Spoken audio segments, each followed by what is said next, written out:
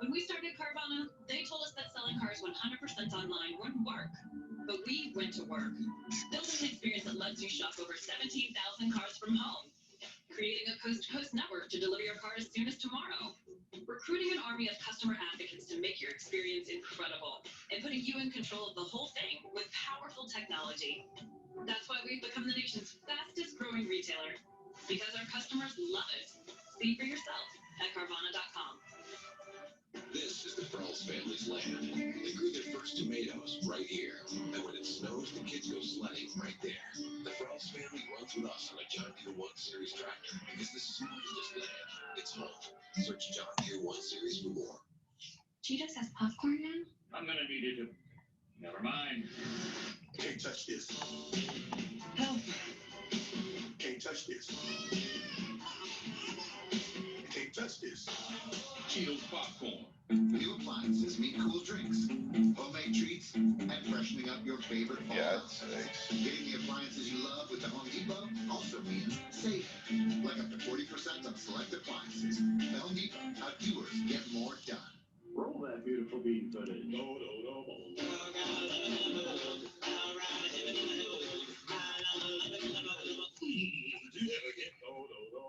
You know, some things just go together. Like good times and delicious baked beans.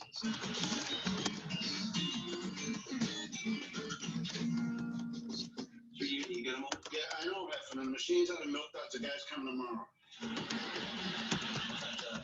Let you know about that. It's not. What is it then?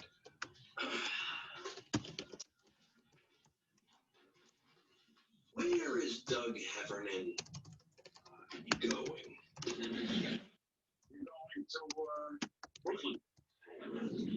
I'm in my career. Yeah, been here like 10 years. I just think I deserve the chance to move up.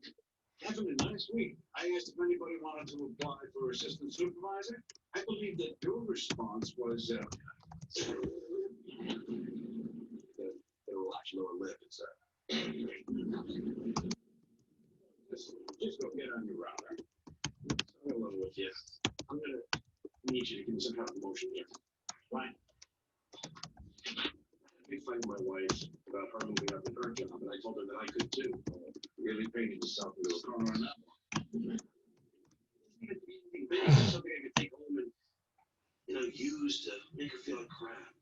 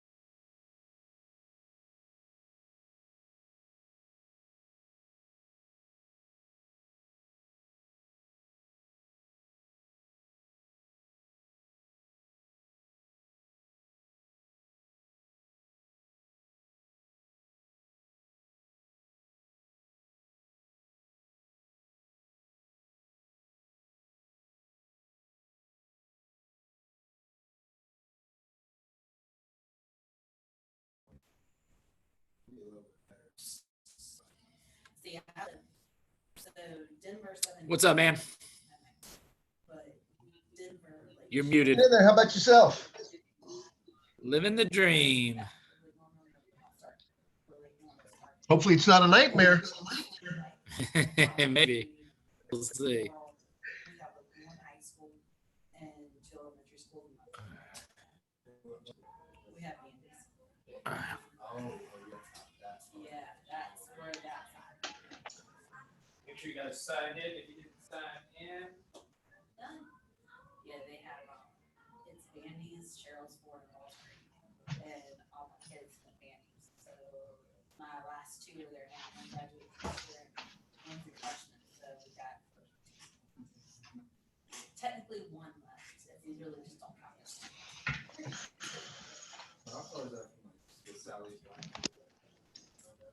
So where we sit, we are 25 minutes or 20 minutes from Sally's and 20 minutes from Conoco. We're 20 minutes. So where we sit, we're literally between 20 to 30 minutes either way. Yeah, that's coming further down to 73. You're closer to 73. You gotta go down 150. So like you're going to Mooresville, but we're we're Sally's side of Mooresville. Just a little bit further up. 16 and 150 is where we meet, and there's like a Walgreens, a Food Line, and a CVS, and the ABC store at a 4-way stop right there. And that's where you have to make the decision: do I stay straight in the hill, or do I turn right in the hill, or no, left in the hill? Yeah, left station. But there's another new power down there. But they need both of those need to be four-ways. But they were toying with the idea of taking where the Publix, that new Publix is, and looping 77 somehow to 150, like making a bridge across the lake. It goes a little bit further, but it's legitimately on the table. To cut distance because it would be a quicker, and they said that would be a quicker on ramp than driving all the way a little bit more than you guys sign in if you haven't signed in. You'll not get the material if you do not sign in. right now. It's relatively quiet on 16. And they're adding. I think I sent this stuff to you already, Claudia. Did you not take a bio presentation? Let's see, I think the buyer was like right before I started. Okay. And then they bought a Publix, but you either have a tier or you went to your Food Line. Still make more money than the Publix. All right, gang, it's 2 o'clock. Let's get rolling. All right, we got a lot of stuff to get covered. I see some people back for round 2, so thank you for that. Just my my little disclaimer for this class. As some of you guys have been in the business for a little while, some of you guys are brand new to the business. There is no right and wrong way to do this. There's only legal and illegal things to do, okay? Guys, mute yourself, please, on Zoom. Unless you got something to throw in. And if you guys do have comments or questions on Zoom, please unmute yourself and ask the question, as I will not have time to be looking at the chat while I'm pulling up a couple different things. So what we're going to do, so just to give you guys a little bit of background on where all of this stuff came from, okay? So some of you guys may know this about me, may not know it about me. I'm a 3rd-generation real estate agent. My grandfather had a real estate company, Cape Cod. My parents both had their real estate license, but didn't really do anything with it. They kind of just showed property for my grandfather. I got involved with RCI, a timeshare company. I've sold and timeshares in Nantucket Island, the Bahamas. Got in with North Carolina and South Carolina real estate with Keller Williams almost 8 years ago. And this is kind of a culmination of all of that stuff that I found that has helped to win. All you guys that are brand new right now, gone through pre-licensing, done all that stuff, great, awesome. You're going to retain and use about 15 to 20% of it because they don't teach you how to sell. They just teach you what to do and what not to do. I'm going to show you guys all the forms that you're going to need. I'm going to show you some extra forms that I use and why I use them. Again, there's no right or wrong way to do this. You guys don't have to do it the way I do it. Hopefully you can take some stuff away that you can add in. If you guys have experience, been in the field for a little while. I know Rob, you've got some experience. Tom, I see you. You guys got some experience. Maybe take a couple little caveats to help improve on your business. The point of this is when we track, okay? So when we track what we call the 10-4, just give a quick little side trail bunny note on this, okay? So the 10-4, you guys need to write this down. Okay, you guys are going to be doing 4 categories of 10. Now, I know Tom, I see Tom on here. He's my old school guy from the old school Ignite and how we used to do this. And so 10 contacts on a daily basis. 10 contacts entered into your data bank. Okay, it's not a database, it's a data bank because that's where all your money is kept. This is daily.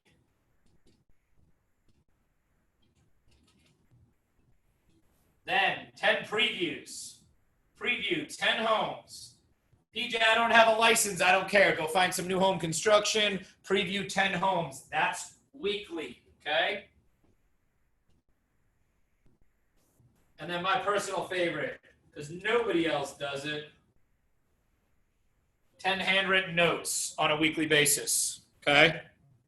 Now, by doing your 10-4 and holding yourself accountable to the 10-4, that is the first step. Okay. You guys can't have a buyer consultation unless you've made contact with someone, right? Okay. And so I do a 4-point conversion, or what I call the 4 conversations. 4 conversations would be, how many contacts did you make today? Okay. That's up there, right? How many appointments did you set today? That's number 2. Appointments. Number 3, how many appointments did you go on today? And finally, number 4, how many agreements did you get signed? It's the number of contacts, appointments set, appointments gone on, agreements signed. Okay? Now, Noah, you've been in the business for a minute. Do you set an appointment with every single contact you talk to? Sure. So we're never going to set 100%, right, of the people that we have a conversation with. Okay, number 2, Rob, you've been in the business for a minute. Rob Morris, if I set an appointment with 26 different clients, do all of them show up? No. No, right? So from step 1 to step 2, we're going to have some fallout. From step 2 to step 3, we're going to have more fallout, right? And then Tom Maddox, let me pick on you for a quick second. Of all the appointments that you've had, buyer consultation, listing consultation, recruits, investors, do all of them decide to sign an agreement with you? Right not, sir. Probably not, okay? Now, am I picking on Rob? Am I picking on Tom? Am I picking on Enola? No. It's conversion. And that's what we're talking about today, okay? The tighter you guys can get your presentation, the stronger you can make your presentation, the higher conversion rates you're going to have, okay? So, dive right in to the presentation. Oops. Give me 1 second for all of you lovely people in Zoom land.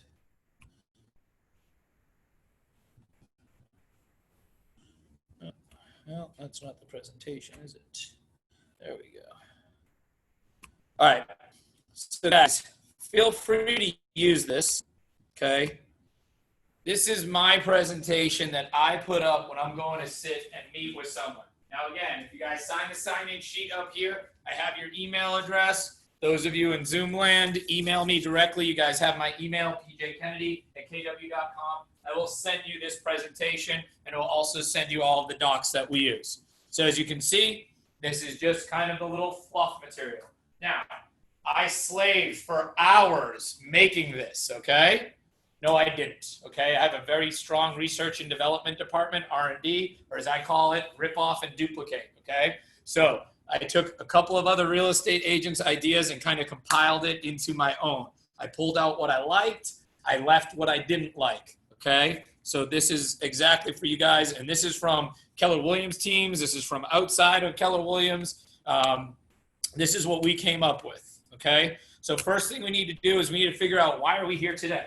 What are we going to discuss with that seller. Okay, we're going to discuss expectations during the home buying process, finances, expenses. Okay, you're going to get personal with some of these people. What is your mortgage, Peter? What's your mortgage right now, approximately, on your house that you need to pay off? Why do I need to know that as a real estate agent? Why do I need to know how much he owes? So you know how much you pay off. Exactly, because this is the thing. Everybody says, Peter says, I want to sell my house for $400,000 because 400 is a nice round number. Well, Peter, what do you really need to get out of the property? What do you need to take with you? Do you need, hey, you know what? I'm underwater. If I can just not pay any money and get out of it, that's awesome. Right now, are we seeing that in our market? No. Maybe he needs to get $50,000 because he's got 45 grand in debt. So he needs to get $50,000 at least out of the property. Okay? We'll do a seller net sheet and do the math backwards to figure that out. Okay? That's more on the selling side. We're talking about the buyer side today. So we're going to discuss what they can afford. We're going to find out, have they met with a lender yet, right? Thank you. What is the difference between pre-approval and pre-qualified? Who knows? Pre-approval and pre-qualified. Qualified, you've actually gone through credit check and all that stuff. Other way around, flip it. The other way around, okay. Pre-approved. So pre-qualified says, I make $700,000 a year. My credit score is 790, okay? As a result, I can go ahead and I can afford to buy a $2 million house. And then when I sit down and talk with the lender, I made $700,000 last year, yet I wrote off $650,000 in taxes, so I really only made 50 grand last year. Well, that changes things a little bit, doesn't it? And then my credit score is 790. Well, yeah, you know, I've got some debt. I forgot a missed payment here. I was late on that payment, so it's actually a 647. Is that going to change some things too, right? So pre-qualified says, I do this, I make this, this is what I am. And pre-approved is they've actually gone and checked the W-2s. They've checked the pay stubs. They've checked the credit, okay? All right. Next thing we're going to do is we're going to analyze what their needs and wants in an ideal home, okay? And what do you want in an agent, okay? Guys, I know me, okay? I'm loud, I'm boisterous, I'm Tony Robbins, rah, rah, rah, right? That doesn't work with every personality that's out there. I remember when I first started work, you guys familiar with the DISC profile? D is a dominant driver, I is an influencer, S is steady standard, C is cautious control. What do you guys think I am? D. I'm an ID. 99D, 99I, okay? A lot of real estate agents kind of fit into that mold. Not all. I could not have a conversation with a C. A screaming high C, I was like, what are we talking about right now? He wanted to know how many cubic feet of water it took to fill up the pool. I don't care. Yet what I didn't realize is how it worked in his mind was that he was going through the steps of how much it was going to be to refinish the pool, and he wanted to factor in the cost at 0.25 cents a gallon of water that the town of Steel Creek was charging at that time. So he knew how much it was going to cost soup to nuts. He overanalyzed that, in my opinion. Yet if the high C's on here are going, no, that makes perfect sense to me, right? Okay, so what do you want in a home? What do you want in an agent? You're going to see this. What I do is I do a needs and wants analysis. And this guy's really simple. You'll see it in the paperwork that's coming up here in a few minutes. Just a list. Needs on one side, wants on the other. 1 to 10. Blank sheet of paper. It's all it is. As a result, Demetrius, I'm going to pick on you for a second. Okay, you and Claudia are married. You guys come in to see me. I'm going to be your buyer's agent. As a result, say, well, what do you need in a home? What do you want in a home? And I'll separate the two of you, and I'll give each of you your own needs and wants analysis. It's kind of a fun little exercise that people can do. As a result, they bring it back together. Now, this is what I tell them. This is very important. Okay? If we can go ahead and identify 8 of your top 10 needs and 5 of your top 10 wants, we've probably found the house. Why am I having that conversation? I don't want someone to be hell-bent on they have to have all 10 needs and wants in order to check it off. And if they're very adamant, then we need to have a conversation. It's called new home construction. Okay?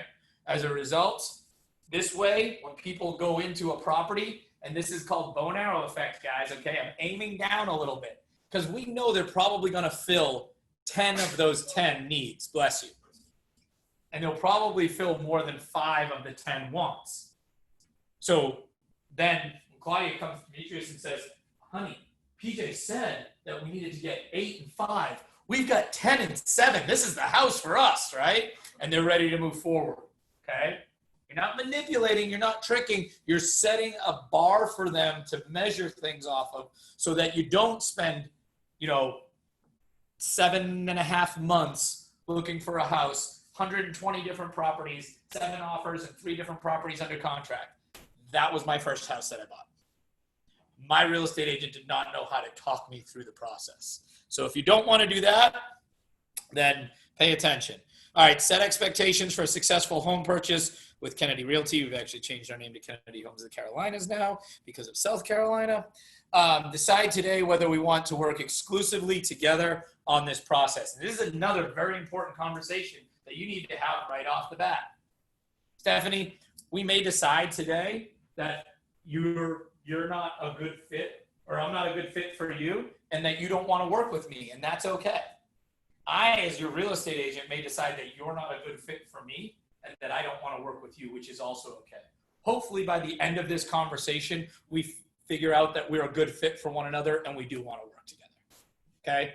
That's how you have that conversation. That's the exact script, because what am I doing? What am I doing with Stephanie right now? Communicating, yes. Yeah, I'm leveling the playing field, right? Why? Because a lot of real estate agents come in and they're like, oh, Peter, work with me, just work with me, right? Okay? And then as a result, he's like, well, PJ wants to work with me. So then he's controlling the relationship. He's the one wearing the pants in the relationship. Is that smart that the client's the one controlling the relationship? Probably not, okay? All right. So here's a little bit, I go into a little bit about Keller Williams. Number 1, just begun, okay? World leader in training. Voted number 1 training company across all industries, United States and Canada. Last time we won that award was 2018. We're put into the Training Hall of Fame, okay? Stephanie, hold up that sheet in front of you. All this information is right there on that piece of paper for you guys, okay? We are no longer allowed to compete for number 1 training company. As Gary Keller says, you guys did too good of a job and now they retired you. So KW is the number 1 real estate company in the world. We are the number 1 in agent count, unit count, and sold volume in the United States and Canada, okay? And then this is for the Ballantyne Market Center, so you guys can ignore that. All right, so then I go into a little bit about the team, okay? And I break it down as to who I have, because I do a visual like this. Now, if you guys are not part of a team, don't worry about it, okay? Don't. I want them to know who the players are. Now, this is the thing. I'm going to tell you guys are all part of a team right now. You're part of Keller Williams, Lake Norman, Cornelius, okay? Now, Nola, you've been selling real estate for a minute. Who's your favorite lender? Mortgage Right of the Carolinas. Someone in particular? Brad Johnson. So you put a picture of Brad Johnson up there as your loan specialist, right? You use a transaction coordinator? I do not. Has anybody used a transaction coordinator before? Okay, if you have a transaction coordinator, that's Jenna, okay? She's my director of operations, yet I want people to know the face and the name, because when she reaches out to them, I want anybody else in your world. You're an executive assistant for a team right now, right, Claudia? Okay, so this would be Becca and you up here. Maybe throw your lender up there. Guys, when I first took my my very first team photos that I ever took, okay, there was 8 people in that picture. Guess how many were real estate agents? 2. Me and one other guy. And my admin. The other 5 were all ancillary services that I've used. My home inspector.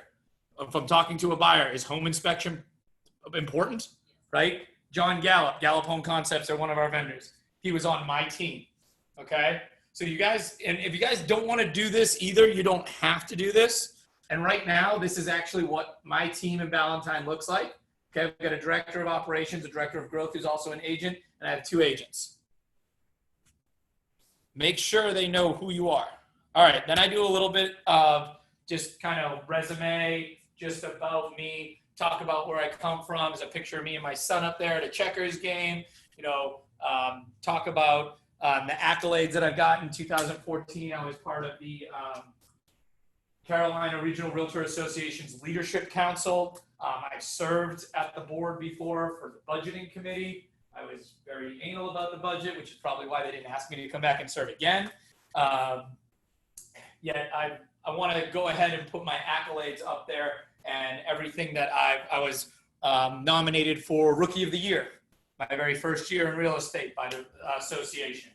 And actually, we just had another gentleman, Evan Todd, on Matt Sarver's team, just got recommended for that this year as well, or nominated, excuse me. And then I go into, where I came from, what I did, my degrees. I jokingly tell everybody I've got 2 associate's degrees, a bachelor's degree with a double minor, and I do a job that you need a GED for. I actually make more money than I did with all the letters that are after my name. Then we're going to jump into agency, okay? What are the 4 types of agency? Who could tell me? Who remembers my acronym for it? Anybody remember my acronym? SSDD. Write this down. SSDD. Same stuff, different day, right? Stands for sub-agency, single agency, dual agency, designated dual agency. Okay? And then I will go through and I will talk about what a seller sub-agent is, what they're allowed to do, what they're not allowed to do. Do you guys want to be a sub-agent? Why do you not want to be a sub-agent, Noah? Huh? It's not illegal. Nope. Once you start telling me stuff like your personal opinion, then it gets into a gray area. All you can do as a sub-agent is tell me factual things. It is 2,400 square feet. There are 4 bedrooms, 2.5 baths. Peter, is it a good price? He can't tell me as a sub-agent. He can't give me his personal opinion, okay? Because technically you work for the seller. So we want to move them into a buyer agent, or what we call single agency. A fiduciary duty and responsibility apply to you and you alone. As a result, I can tell you, hey, heads up, just so you know that they're building a bypass on the highway. It's going to come right through your backyard. Something you may want to know when buying a house. And if you don't believe me, go ask all the people in Indian Trail down in Bonterra who lost 4.5 to 5 acres from their pasture area when the Monroe bypass went in. All right. So single agency works both with buyers and sellers. Jumping into dual agency. I wish Lindsay Kendrick was here because she just got in on her first listing. She got an unrepresented buyer. So she's doing dual agency right now. Okay. Where you as the agent go ahead and facilitate everything between the buyer and the seller. Now, you guys working here at Keller Williams, Lake Norman Cornelius, Demetrius, you're going to do a deal with Enola, okay? You've got the buyer, she's got the seller. Are you dual agent? Or no, single agent. The firm is still considered dual, okay? And you would then be designated dual agents. Yep. Or, for example, with Lindsay, if you're my buyer, you're my seller, and I'm Lindsay, and I go ahead and I'm going to go under contract. As a result, you say, well, you're really buddy-buddy with Demetrius over there. I want my own representation. So I go and I say, okay, this is what I'm going to do. I'm going to go ahead and designate Stephanie to be your agent. That's the other way you get to designated dual. Questions? Simple? Straightforward? All right. So finances. Determine your buyer's buying power before looking at homes. What's their buying power? What they're pre-approved for, okay? That may not be their buying power. That may just be what they can go ahead and purchase. What they can afford. That's a very tough question that we need to ask. Because the buyers are going to be uneducated, guys. And you guys are all real estate experts, so this may sound silly to you, yet you are approved to $1 million. Cool? Awesome. By the way, $1 million is going to cost you about $4,200 a month. You can afford that, right? Because he may look great on paper, but doesn't want to shell out $4,200 a month for a mortgage, right? So a lot of us live in some sort of debt, right? 85% to 90% of the economy is in some sort of debt, one way, shape, or form or another. Now, when you understand how to factor your debt to income ratios to get them to work out so you can get approved to $1 million, regardless if you want to go ahead and spend that $4,200 or not. So, for example, they're going to look at your debt to income ratio. Now this, guys, I don't want you to get too much into this, okay, because this is for a lender. It's for a loan officer. They're going to look at your debt to income ratio. And typically they will not loan on a max over 45% of whatever your DTI is. They're also going to look at your credit score. They're going to look at how much money you make. From there, they're going to be able to determine what you can afford or what you can technically on paper purchase. And that is going to be the loan amount. So Peter's got $200,000 in cash. He can now go buy up to 1.2 million because I'm willing to lend him $1 million. Make sense? However, you got to really sit down and ask people. What I like to do a lot of times, millennials are our largest buying pool right now. Okay, I like to ask people, what are you paying for rent right now, and is that a comfortable number for you? Because when you're talking to, and I don't really care about the answer. What I care about is that he has that conversation with the loan officer. So then they can say, okay, Peter comes back to me. He's my loan officer. He says, PJ, Demetrius can afford to go and purchase $400,000 home. However, with what he's paying right now in rent and what he's comfortable on a monthly basis, we want to keep it around $325,000. And then this way, we can go ahead and he sees something that he really loves for $350,000. Okay, well, that's an extra $25,000 from where you said you were comfortable. So let's go back and run the numbers. Because again, those are ballpark numbers. They don't know the taxes on the property that you're purchasing when you get pre-approved because we don't have the property yet. And that can go ahead and make a difference. As some of you guys were in here earlier, I told you I put an offer in this morning for a house for myself. Okay. It is in the town of Lake Wylie, South Carolina. Okay. It's literally from here to 2 buildings over is where the North Carolina line is. Do you know the difference in taxes? Okay. Big difference in taxes. Okay. So just things to be mindful of. And again, I don't want you guys to get that in depth. I want you guys to know that information and then say, that is why we use, what was his name? Brad at sellsloanswhatever.com. All right. Will you be paying cash or will you be obtaining a loan? You may want to change your wording on this a little bit. I've actually changed obtaining a loan to, do you have a financial strategy in place? Okay. That sounds a lot better than you need a loan, right? Okay. 97% of people, according to NAR, are going to buy with some sort of loan, one way, shape, form, or another. Some people do it just to keep their credit going. Helped a guy buy a $681,000 home on Lake Wylie about 4 or 5 years ago. He got what's called an ARM loan. Don't want to get into that. Yeah, you wouldn't do them now anyways. Anyways, he got this adjustable rate mortgage because he had the cash that he could go ahead and pay it off, yet he was getting it at 2.2% interest rate. So that's why he did that, so he could still keep reporting and build his credit. So just be mindful of that. Just because they have the cash doesn't mean they're going to use the cash. Okay. If financing your home, you'll need a pre-approval letter when submitting an offer. Now, why am I saying, do you guys have to have a pre-approval letter to submit an offer? No, you don't. Do you need to have a pre-qualification to submit an offer? Do you need to have had a conversation with a loan officer to submit an offer? No, you don't. However, best practice is I am not going to go ahead and take people out and show them houses if they have not at least gotten pre-qualified. And I need to know who that loan officer is, so I'm having a conversation with that loan officer. Because if Nola is dragging her feet over here about getting her W-2s in for the last 2 years, then that could cause a headache for me. Or what happens if we go ahead and put an offer in on a property, right? Do we have multiple offers going on in our market right now? Yes, we do. We have a lot of them going on, right? Okay, so Nola, you're the listing agent. Demetrius comes and puts an offer in, full list price with a pre-approval for his clients.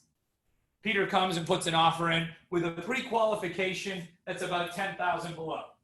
I come in 20 grand over, no pre-approval, no pre-qual. Who are you going to be recommending to yourself? Well, are you paying cash? Nope. I'm going to get a loan. I just haven't gotten around to it yet. Why? Because they've already done the legend. I got 20 grand more over here. Well, I'm going to advise my clients that he doesn't have any issues right now holding him up. because I'm making $700,000 a year, but I'm writing off 650,000 of it. So I really only make 50 grand a year, right? See? So guys, it's important that we have these conversations with our buyers up front because we make them look more attractive when putting in that offer. All right. If you plan to pay with cash, you will need a proof of funds with your offer. Okay. What's important in your next home? All right. So the needs and wants. All right. We're going to really dive into those. You're right in front of me. So, you know, I need an 8-car garage. No. You want an 8-car garage, okay? You got a nice car. Okay, you need a 2-car garage, what you need, not what you want, okay? So really dive into that. Don't just have them fill it out and file it away and pretend like it's nothing. Really dive into it. And this is actually, if you take more time in the consultation and the upfront appointment, you will save yourself months down the road. I promise you that, okay?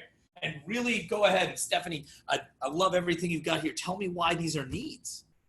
And talk to me a little bit about your wants. Now, is she just going to be like, I need that and I want that? No. She's going to start talking to me about herself. And now what am I doing with her? Bingo. I'm building rapport with her, right? And how much stronger of a relationship is that going to be as we go through this process? Is buying a home emotional? Oh, yeah. Anybody got siblings? Fight with your brothers and sisters growing up or your cousins, right? You still love them, right? It sucked when they put sand in your soda at the beach and didn't tell you. That actually happened, okay? You still love them, yet you're going to have something come up in the process, okay? Peter, let's pick on you for a minute. Who's your favorite real estate agent in Charlotte? Yeah. Okay. Aside from you, I know who your favorite real estate agent is. Why is Nicole your favorite real estate agent? She's a go-getter. She's built a rapport with me. She's very, very good at building rapport. Okay. I'll tell you a funny story you can take back. She spilled a glass of wine on my shirt at a Keller Williams celebration. And 3-4 days later, I got a man crate in the mail from her with like cooking supplies and stuff to grill because she builds strong. Now, I'm not saying you guys have to go and do that. I was like, save this stuff for your clients. Like, why are you sending it to me? You know, right? But she's very good at building rapport. She's very good at building relationships. And that's what we'll do. So name your top 5. So the first thing I'm going to do is I'm going to take that list of 10 and I'm going to cut it in half because I want to know what's really important to Stephanie, right? I want to know what's going to get her from here to signing on the dotted line. And guys, this is ammunition that you can tuck away in your back pocket that you can use later. Well, Stephanie's going, I just don't know if I can put the offer in on this property. And I'm going to say, well, hold on. Let's go back and look at our needs and wants, right? And so need, all the needs are met. Wants, a few of them are met. What's holding you back? And sometimes we just need to talk through that and have that realization. Sometimes, especially if you guys are working with millennials, because they're typically going to be a first-time home buyer, right? That's a scary situation. I remember I took this, and I'll share lots of stories with you guys, okay? But I had this girl at the closing table, and her dad came into town, and he was running the show, right? He's like, this is what we're doing. These are the houses we're going to go look at, blah, blah, blah, blah. We already found it for sale by owner. And it was like, okay. And this poor little girl, Andy, loved her to death. Still talk to her to this day. And so dad couldn't be there for, and her dad, just a little background, former Secret Service and was now like an executive at a cable company or something like that. She's very rigid, very military, very matter of fact. Her uncle showed up with her at the closing table and she like started breaking down, like losing it. And so what I realized in that instance is that we weren't even talking to her. I was always talking to dad the whole time.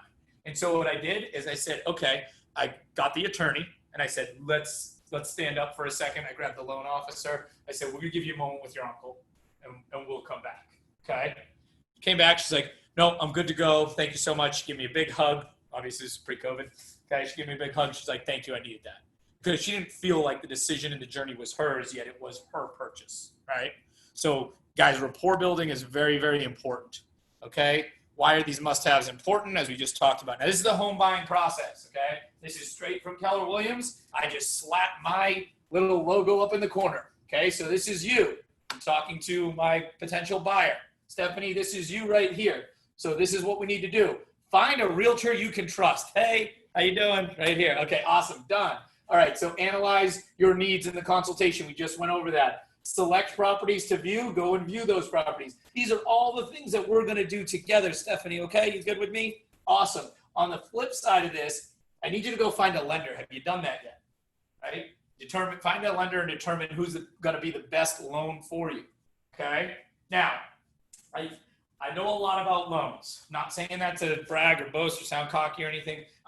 That's something I know. It's weird. I stay up Friday nights and look at loans.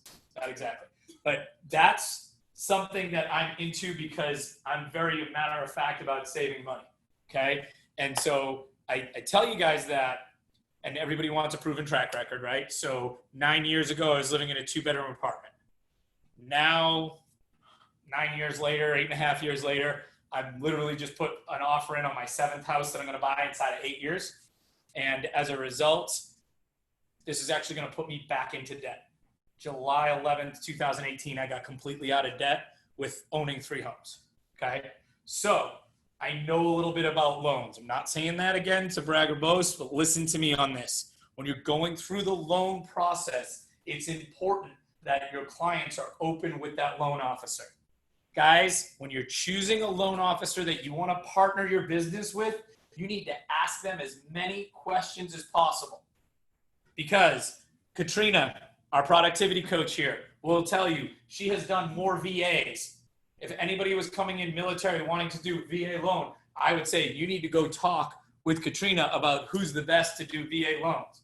Just so happens one of my buddies, Brian, he's former Air Force, and he is a residential military specialist. That's one of the things he specializes in, and the guy knows about the loans inside and out.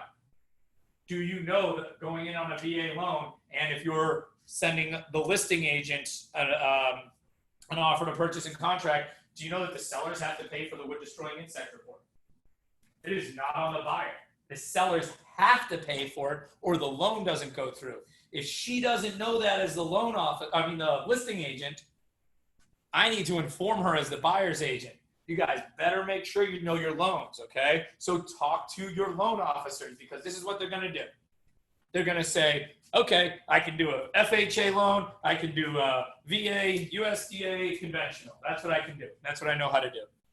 Half of the loan officers out there don't even know what an ARM loan is. Not that they need to right now because it's not gonna work, yet I want an expert that knows what they're doing. I also wanna make sure that they understand that, oh, Stephanie, she's got a 618 credit score. Okay, she doesn't, but I'm just saying. She's got a 618 credit score. Okay, we don't go below 640, so we can't do her. So what do you tell your client? Sorry, work on your credit, come back, we'll figure it out, right? Or do you go over to Bank of America who goes down to 520 on a credit score? Did you know that, right? See, so because, listen, those loan officers don't want to let go of those deals. I get it. They want to put them in their credit repair program so that Stephanie can come back 6 months later when she's above a 640 and they can get her in there, right? Now, why is it important to have a good credit score? Because not only just hitting their requirements, what you're going to pay in a monthly mortgage payment is going to change based upon how good your credit score is. Make sense? Am I going too fast? Okay. Lots of different things with loans. So we want to make sure that they've got the roadmap right here in the home buying process so that we can properly walk them through this process. Okay. So once we determine your criteria, we will set you up an MLS client portal. Okay. This is where you go into MLS and you guys set up the criteria search.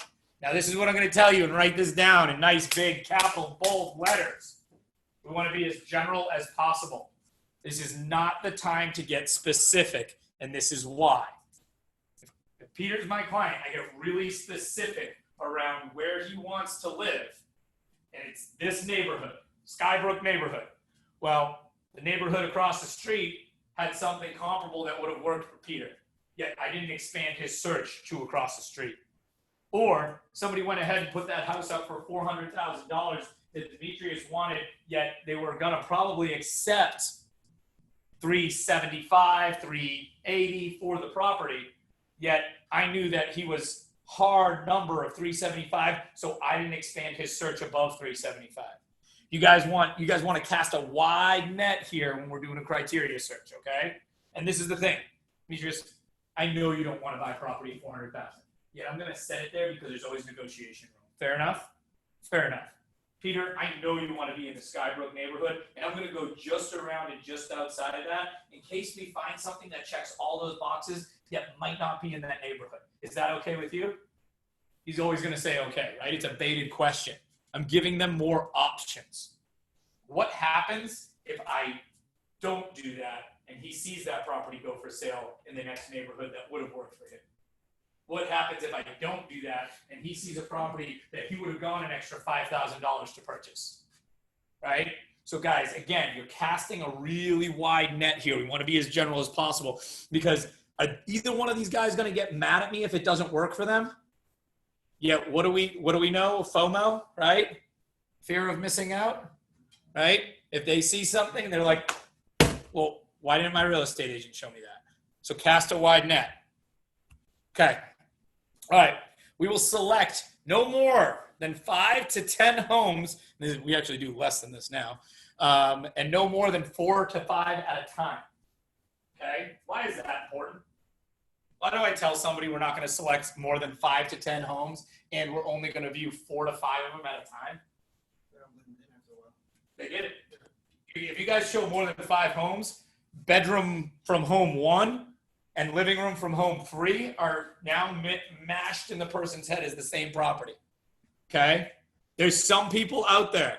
Hey, 7.5 months, viewed 120 homes. Okay? Some people think you need to look at everything under the sun. I was that person. You guys are the professional. Don't let that guy or gal run the relationship for you. You are in charge. Okay? Now, what is this going to do? This is going to weed out a lot of properties that you don't have to go look. Listen, I know it's in McConnell, South Carolina. Does anybody know where McConnell, South Carolina is? Do you? Good for you. Okay? You don't? I'm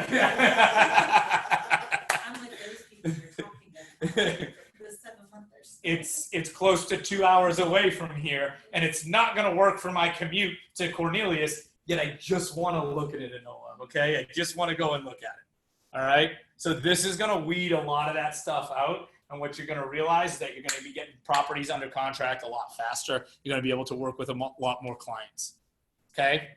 So schedule appointment through showing time for 1 hour appointments, okay? So we will go and we will have 1 hour to view this property. This is also going to prevent you from getting people that are going to just take you out all afternoon, want to sit at a property for 3 hours. This is the thing. This is what I'm going to tell you, Claudia. As my client, if we get inside of a property and we see a deal breaker right off the bat, will you let me know so we make sure that we don't waste your time or my time inside the property? I always want to say their time or my time, right? So that they know. And and with that, Claudia, if you do want to view a property, I need to know about it 24 hours in advance. Okay? You can't just say, hey, can we go look at that one in 15 minutes, right? It's not how that works. All right. Boom. Send me, okay, if you do see a property, send me the address and the MLS number, okay? Those are the 2 things that I want because Claudia's going to be like, so I was on Zillow, right? Okay? I don't care who you are. You're going to get that, guys. My mother, still to this day, I've been in real estate for 8 years. My mother sent me a picture of the property that I put an offer in this morning from Zillow. She goes, did you see the pictures from 2016? I was like, I walked the property yesterday, Mom. Thank you. Thank you so much. I love you. Okay, great. All right. They're all going to go to Zillow. They're all going to go to realtor.com. Okay. So you need the address and the 7-digit MLS number. Claudia says, PJ, I couldn't find the 7-digit MLS number. What does that most likely mean? It's not on the market, or it's not on the market anymore, right? Have you guys ever heard of a Zestimate? And this is not a pick on Zillow thing. I thought it was really funny because Zillow has started to sell homes now, if you guys haven't noticed. And they did a side-by-side of every property they listed with the Zestimate right next to it, and not one matched at all. And they were asking more in every situation than the Zestimate. So be mindful of that. Now, I'm not bashing Zillow, okay? Do you know where they compile all that information? They pull it from the county tax records, okay? Now, who's lived in the same house for longer than 4 years? Okay, one, okay. Have you made any upgrades to your home in the last, not at all? None? Okay, has anybody upgraded their house at all? Okay, what'd you do? Master bath. Talk to me, what was in it? Old janky tile. Like that cultured marble fake stuff? Yeah, all that. We replaced vanity tile, did this round. Granite countertop or anything? No, actually, we finished a dresser. Refinished a dresser and made that into the vanity? Yeah. That's pretty cool. Yeah, it was awesome. Pretty cool.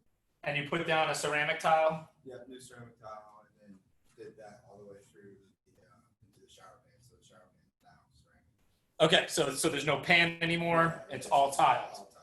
Okay, so it's an improvement? Yeah. Okay, so did you call the county tax commissioner and let them know the changes that you made to your property? Why not? No need. We just bought the house.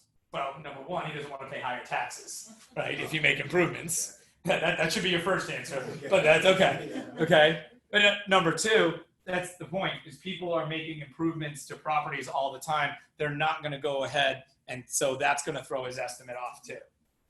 Not to mention the algorithm's just not right in the first place. Okay, so CMA, what's a CMA stand for? It doesn't work if I block this one, does it? Over here, like, oh wait, there's a giant screen here. Comparative market analysis, or a CMA. All right. So why is this something cool that we can talk to our clients about? Take their wants and needs, find it there. Well, we want to make sure that the house is in line with what they can afford, right? That's the first thing. Yeah, you're doing something really cool right now. So before you guys got into real estate, who knew what a CMA was? Because you just went through the process of buying, right? From before, yeah. Okay. Several times. So let's say you're a first-time home buyer. Do they know what a CMA is? But Demetrius taught me about a comparative market analysis. We call it a CMA in our lingo. Okay. Now I'm in the club, right? I'm part of the Cool Kids Club. So this is a way for you guys to go ahead and educate your buyers as well. Now, this is the thing. Don't use 20 words when 8 will do. You guys don't need to. Let me do a comparative market analysis to the area of the market and the region that you're looking and blah, blah. And what did I say? Nothing really, right? Okay. The person who can take this and dumb it down into layman's terms for someone is always going to be the agent that wins, because Demetrius made me feel smart. Okay.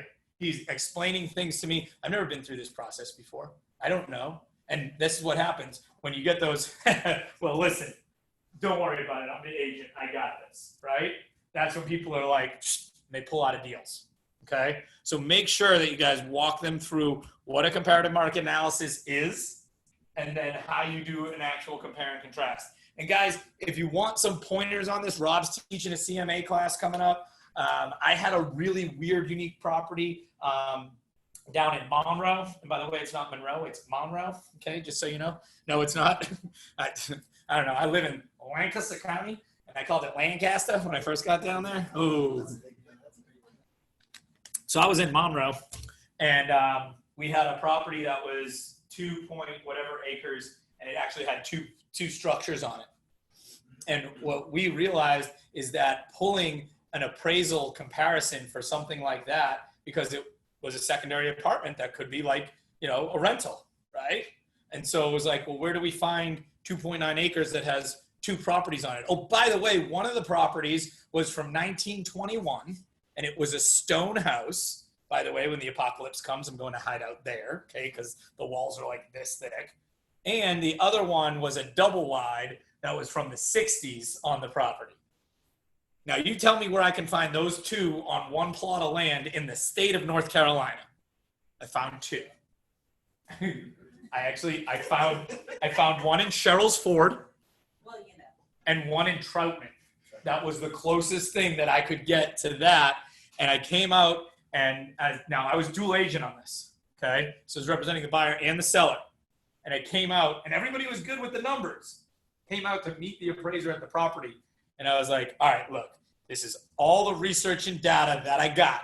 I was like, I don't know how you're going to appraise this. I was like, yeah, this is where we are. And this is where we're agreed upon. She goes, okay. She goes, wow, you've done your homework. She goes, let me just take a look at it. The appraisal came over with all the properties that I gave her, okay? Do you have Joan? Who? Joan? Older woman, like Yeah. 60s, Yep. little heavy set. Yep. Yep. I had the same situation right there in Stanley, and I did the exact same thing. She was like, okay, that works. And literally, she just took the information that I gave her and put it up there. It is not illegal for you guys, as the listing agent, not the buyer's agent, as the listing agent to be there and have a conversation with the appraiser. It's not, okay? If you're worried about an appraisal issue. Do we have appraisal issues right now? Why do we have appraisal issues right now? Market's really hot, right? So how do you guys do a CMA? Where do you pull from? Closest proximity-wise? Also closest, huh? Closest date, right? You want to pull from the last 90 days, the last 180 days. Okay, let me ask you a question. Who's listed a house in the last 6 months here? Okay? If you listed that house today, would it be the same price? Where they were yet. Okay. Not where yet, but If it was in downtown Cornelius, no, would it be the same price? No. Why? because there's been other homes sold. Market's changed, right? So just things you guys got to be mindful of. Okay, so writing an offer to purchase, we're going to get into this. Okay, this is more for the offer to purchase and contract class, but want to go in and explain what a due diligence fee is. So let's talk about it. What's a due diligence fee, and how much should it be? I usually do 500. 500. Okay. With that, so due diligence fee is 100% negotiable. Okay, anything in a contract is 100% negotiable. 500, I wouldn't say that as a blanket statement. You know why? Because I've got a $2.2 million house listed right now in South Park. You're going to give me $500 in due diligence? Well, is your agent paying attention? She better be. I actually had one he didn't, and we got away with it, so. So what are they willing to take the property off the market for the due diligence period? That's the answer to the question. Okay, whatever that may be. Now, if you're in a bidding war, you may see that due diligence go up. Why would due diligence be more valued than earnest money in a multiple offer situation? Because they get to keep it if you back out before the end. It is non-refundable. Money is gone. I'll let you guys in on a little secret. Do you know you can actually get your due diligence money back? If you look at the North Carolina Real Estate Commission licensing law, by an act of God, okay? So a tornado takes the house out, fire, tree falls on it. Yeah, okay, then you've got an argument. Don't even have that conversation with your buyer, okay? Do not, well, God came to me in a vision, told me I needed my due diligence money back. Hallelujah. No, it does not work that way. Due diligence money is gone, non-refundable. What about that shootout from the accident? Yeah, you see your buyers out there with the chainsaw, right? I'll show you act of God. All right, earnest money. What's earnest money? How much? Demetrius is $400,000 house. How much? 1% is the ballpark number, okay? Or rule of thumb, whatever you want to call it, okay? So it'd be about $4,000. I just put an offer in on a house today, $515,000. I put $5,000 in earnest money. Okay, that's what my offer was over. Now, in a multiple offer situation, let's say you're putting $500 down on that $400,000 house as your due diligence, and you're putting $4,000 as your earnest money. First of all, I probably wouldn't take the 500. I probably want to see that number a little bit closer to 700 or 800. Just my opinion. Okay. Yet, Demetrius tells you that there's 3 other offers on the table. Yet you've got your $10,000 above list price. You've got the cleanest buyers, conventional loan, 20% down, no home warranty, short due diligence window. What are you going to do with the due diligence and the earnest money? I want this house. It'll get me this house. You can flip them. Or at least say, okay, so Mr. Buyer, how much money are you willing to risk? Because this is the thing. You don't lose that money until the offer is accepted. Okay? So what if I were to say, or Enola was to say to me, okay, so we've got $4,500 right now. What if we just kind of mix the numbers? What if we put $3,000 in due diligence and $1,500 in earnest money? Does that look attractive to you and your seller? Absolutely. Right? Because that due diligence window is 2 to 3 weeks, right? Your guys are guaranteed $3,000 versus $500, $800, right? That looks a lot more attractive. And those buyers have more, or me as the buyer, I've got more skin in the game now. So am I going to come up and complain about the wobbly toilet seat and all those little, no, because you're just going to say nope. And we had 3 other offers. We'll go back and take one of those. Thanks for the $3,000. See you later. So just be prepared of what position that's going to put your buyer in. Okay? Earnest money deposit. Is this refundable? Yeah. Always? No. Who determines if the earnest money is refundable or not? Nope. Huh? Partially. Both buyer and seller. That's the answer. Okay? Both buyer and seller determine if it's going to be refundable or not. Once you guys have signed, this is a contract. This is a binding agreement. Okay? Once it is signed, that money is owed to the seller. If the seller does not want to release the earnest money, even if it's inside of the due diligence window, the seller doesn't have to release it. Now, the buyer can take them to court and sue them for punitive damages and everything else under the sun, which is why when we're talking to our clients, both on the buyer and seller side, if it's before 5 p.m. on the last day of due diligence, the earnest money is refundable. If it's after that, what happens to the earnest money?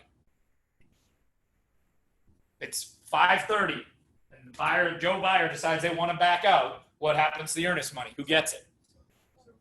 Always? So first of all, the seller does not get the money. Go ahead and pull up your North Carolina offer to purchase and contract. Right on the first page, it says that if the earnest money is to be given, there is not to go back to the buyer, it is actually to be split equally between seller and firm, 50-50. This is why it's important that you guys read your forms. You guys want a piece of advice right now, working with real estate agents, exclusive buyer agency agreement, exclusive right to list, put those next to your bed and start reading them. The forms that you guys are going to be using the most: due diligence repair request, agreement to amend, FHA VA financing addendum. Make sure you guys know this stuff, because as a listing agent, you would have just cost yourself $2,000 on a $4,000 earnest money deposit. And guess what? Keller Williams doesn't take the money. The agent gets the money. Got to read through. I think it's on the first page. It may be on the second page. Go ahead, read through and tell me what page it's on. Let's do that. How about that? Then we'll all know. Okay, now, if 2 days after due diligence expired, my wife died. I'm not moving there anymore. This is what's happening. I know I need you to cancel the contract. There's a death in the family. Can't do it. Do I lose the earnest money? It's going to be up for negotiation. Again, what was Peter's answer? Both buyer and seller. Your seller is Claudia. She's like, oh my God, that is so horrible. We got the due diligence money. Here, take the earnest money back. Or maybe if it's partially through the process and the earnest money is $4,000, she's going to say, here, we'll give you half of it back. Okay? Again, everything is negotiable in this business. Okay? There is no fine line. So when you guys call me up and ask me a question and say, is this how this is done? I'm going to give you a kind of sort of answer, right? Okay? Because as long as all party agrees to it, it's okay. One of the negotiations that I'm in right now, let's see where I'm at in negotiations. No, did you, oh, wait. You need to tell me what docs you want me to send these people. Okay. We're doing buyer presentation today.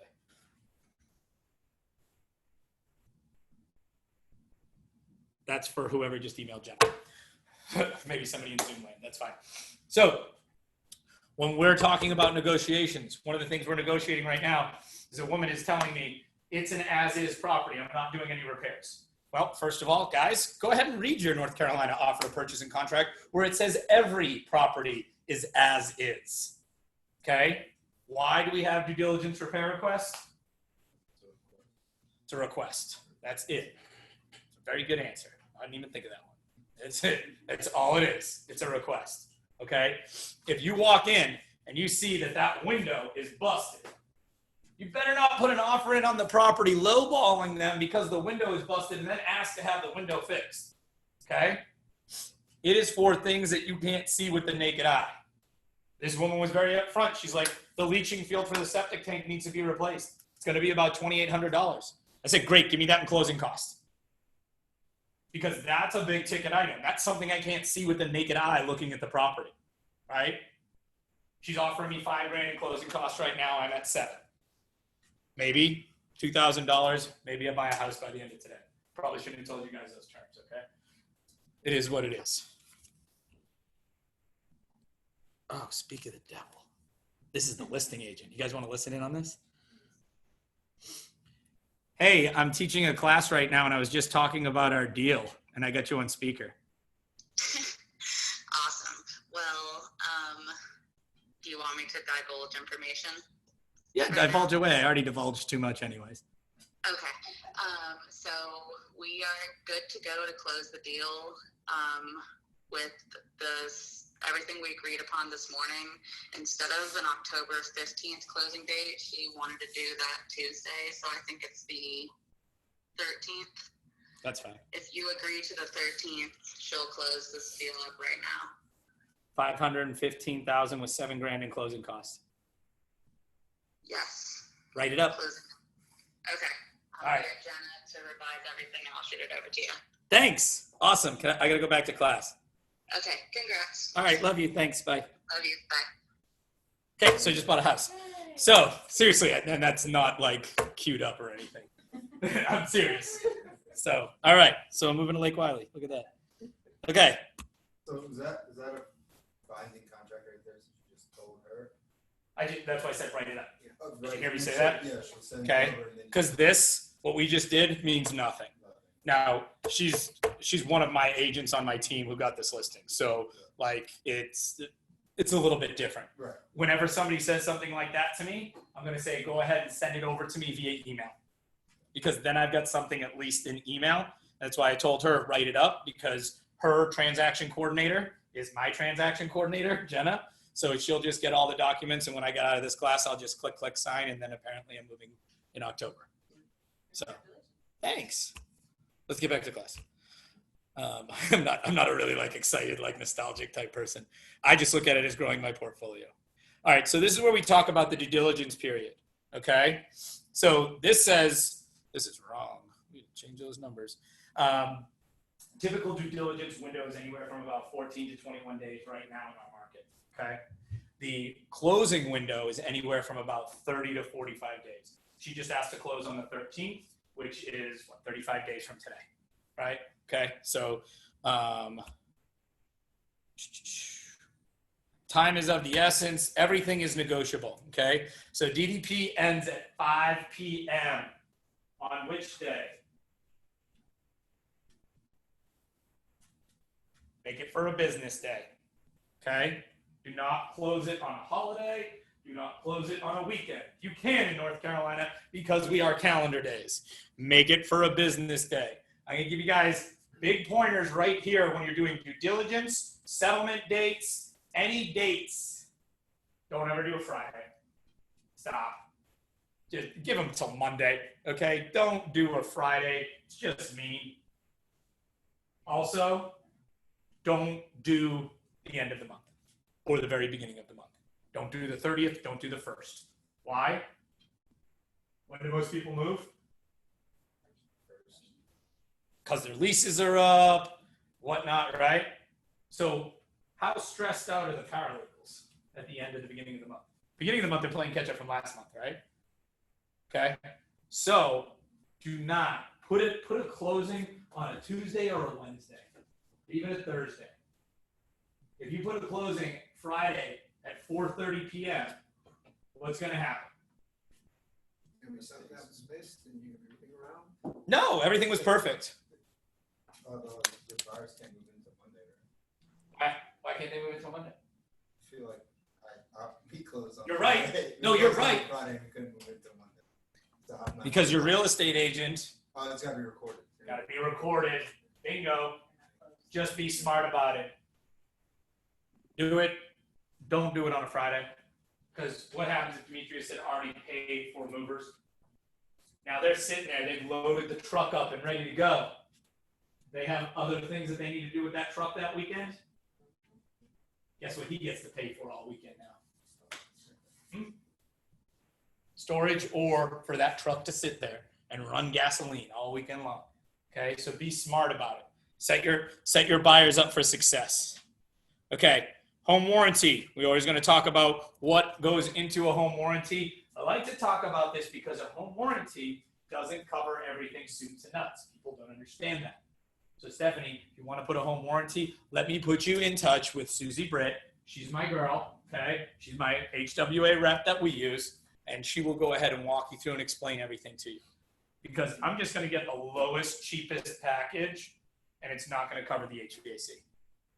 And that's the thing that's 13 years old that I'm really worried about, right? Okay. All right, so during the due diligence period, you have the opportunity to investigate the property, what we typically call an inspection, right? Okay. Again, this is me walking a buyer through these stages, okay? Guess what happens during the inspection? What do? What's an inspector do? He's gonna give you a snapshot in time of the condition of that property. That is the politically correct answer.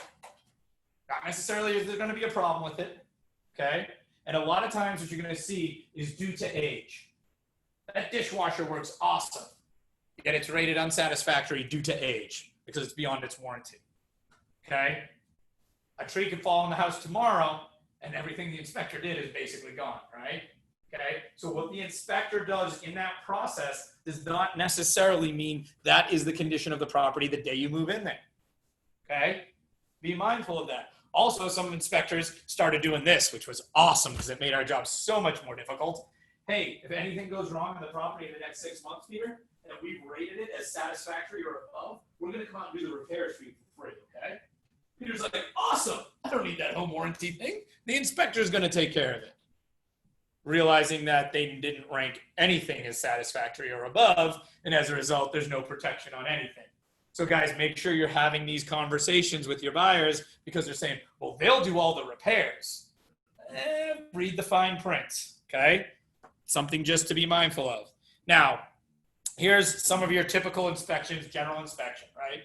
Okay, that's what you guys bought a house. Everybody's had a general inspection done on the house. Do they have to, according to their loan, have an inspection done? No, they do not. They do not. Now, if it's a VA loan, do they have to have an inspection done? Not an inspection. Termite bond or WDIR has to be done if it's a VA.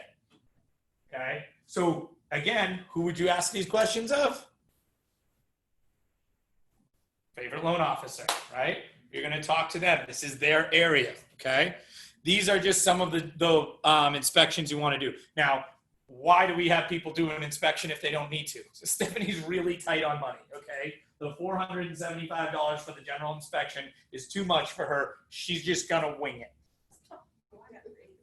Oh, please. Noah, share. So the Nightmare House that only took me 3 months to close on, that closed the other week, they didn't have the money, or they thought they didn't have, they were just tight and didn't do it. Moved in the next day after they moved in, the water pipes in the washroom burst.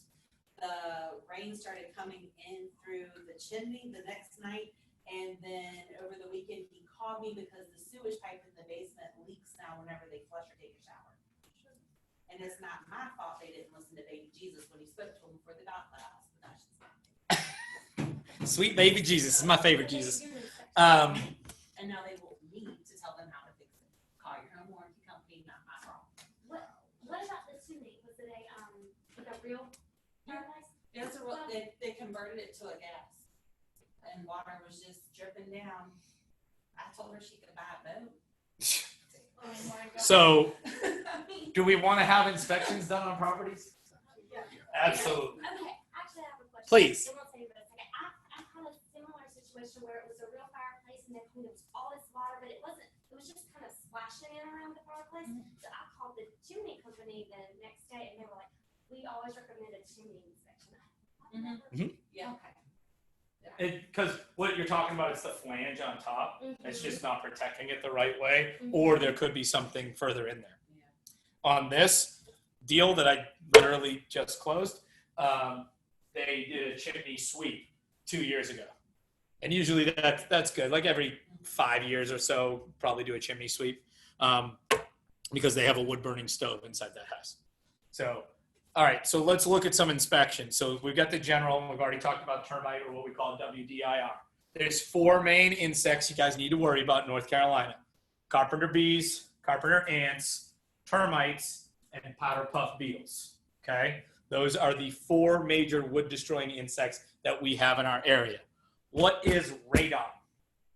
Come on, all my pre-licensing people. What's radon? Odorless gas. Odorless, colorless gas that is what? From like bedrock. Emitted from bedrock, right? Can it artificially be emitted from concrete? Depends on if there's presence of uranium. As long as there's, thank you, James, chiming in. There's presence of the uranium. There is a condo building in South Park called Piedmont Row. They have a lot of radon issues right now. Do we have radon at the lake? Oh, yeah. How do you like control that? Or like how do you fix Well, that? getting there. What's the dangerous levels of radon? Above 4.0. Okay. Now, when you're going to do a radon test, you can go to Lowe's, you buy these little charcoal bags, and they open them up and put them in the okay, that's one way. Company that I use, shameless plug for Gallup Home Concepts, what they do is they come and it looks like a seismograph that they put in the house, and it monitors the radon levels every 15 minutes. I like that method better, personally. Okay? Now, what happens if I put my radon test right over here and I open the window? I'm not going to get an accurate reading. Same thing if I have everything slammed shut and tight too. I'm not going to get a great reading. It's better, but if I know that as a seller and I see a radon test in my house, open the window a little bit, right? Just let that flow in and out for the next couple of days so I don't have to do mitigation. That's how you fix it. How do you fix radon? A mitigation system. I've seen them as cheap as about $1,800 to $2,000. I've seen them as expensive as $10,000. Okay? How do you get rid of radon? You don't. You don't. It's venting the air out. That's what the mitigation system does. Radon is not harmful to breathe in. It's when a lot of it gets accumulated in one area, then it becomes harmful. And do you know it's the second leading cause to lung cancer in the United States behind smoking? So is it worth it to do a radon test? Probably. Yeah, right? Okay, encourage your guys to do that. All right, mold. We've got some restoration companies downstairs that take care of mold and, what is the other thing? Mold is a bacterial growth, okay? So where do we commonly see mold inside of a property? Crawl space. You'll have not the mold that we're talking about, but yeah, that's just because somebody doesn't, use CLR, okay? But yes, anywhere where there is oxygen and water sitting is where mold and bacteria growth is going to start to happen. We see it a lot in crawl spaces. Okay, HVAC. Guys, these are not all covered under your general inspection. So just be clear about that. How expensive should we tell if our buyer wanted to do all that? How expensive? So you do your general inspection first, and then you read it. Because this is the thing. An HVAC inspector is going to charge me $250 to $300 to go out and do a full diagnostic on the HVAC. Yet, if it's been a year old, I don't need that. So and this is the thing, who makes the decision on what inspections that buyer needs? Buyer alone. You are gonna help coach them through that as best as possible. But like I said, with that HVAC, I'm not recommending they get an HVAC inspector out there. Okay. What about new home construction? Do you recommend that they get a home inspection on new home construction? Yeah, they should. They absolutely should. Okay. Hey, you don't look so good. We're gonna have to do open heart surgery. You okay with that? Or do you want a second opinion? Because I'm gonna go get a second opinion, right? I watched Grey's Anatomy last night. Don't worry, I got this. Okay. Well and septic. That's what I need. That's what Jenna better be ordering for me right now because I got a well and a septic on that property. So I'm going to do a general inspection, a well, and a septic because I want to know I might need to shock the well, right? Probably not going to drink that water anyways, but I want to know, especially where it's Lake Wiley. We had this little thing called coal ash that played. You guys heard about that? Maybe? Yeah, don't worry about it. Fish with 3 eyes, we're good. Okay. More protein. It just happens to be bright green. Okay. A re-inspect after all the work has been completed or if there was work that needed to be done. Appraisal. Guys doing a loan, they got to do an appraisal. Can you pick your appraiser? Nope, you cannot. The lender is going to go ahead and put a company out there who's going to send somebody out there. When do you get to pick your appraiser? A long time ago. Not a long time ago. If you're the listing agent on a property and you guys can't come to an agreement on what the value of the property is, well, Peter, will you pay for an appraisal? I've got an appraiser that'll come out. Okay. Survey. This is one thing that I probably never recommend is a survey. Why? It's expensive. Well, you can do one for about $600 on the cheap. Not crazy. Why would I not recommend a survey? Well, what if there's no fence? How long is a survey good for? 3 years. 3 years a survey is good for. Check with your local counties, okay? And on average, it's a 3-year window, okay? I would always, always, always recommend a survey if they're doing anything with a structure. You're putting a fence in. You're putting a shed on the property or close to the property line. You're building an addition because not just survey setback lines. I need to know how far that is. Because if you go ahead and put an addition on your house right now and it's not within the 6 foot or 8 foot setback line, whatever your county and town has determined, guess what? We're going to have to take about 2 feet off of your addition. Okay? Now, you're just moving in and buying a condo. What do you need a survey for? A townhouse. What do you need a survey for? Right? Single family residence that you're planning on not doing anything to. Do you really need a survey? Okay? All right. Insurance. Yes, you need insurance. Flood cert. Okay? If you're going to get a flood cert, it's going to be based off the area that you're in. Don't think because we've got properties on the lake that they need a flood cert. Okay? Is typically more for beach properties or marsh properties. Okay? You can look and you can get a topographical map that will show you how much is in a flood zone and is not. Okay. Schools, be careful with that. Schools and crime statistics are 2 things we're not allowed to talk about. I can tell them the schools for the area. Okay? Up here, guys, you want a free pass? It's really easy. We got a bunch of charter schools. Okay? So don't even worry about it. All right? Because you don't have to be inside of a boundary line for a charter school. Structural engineer.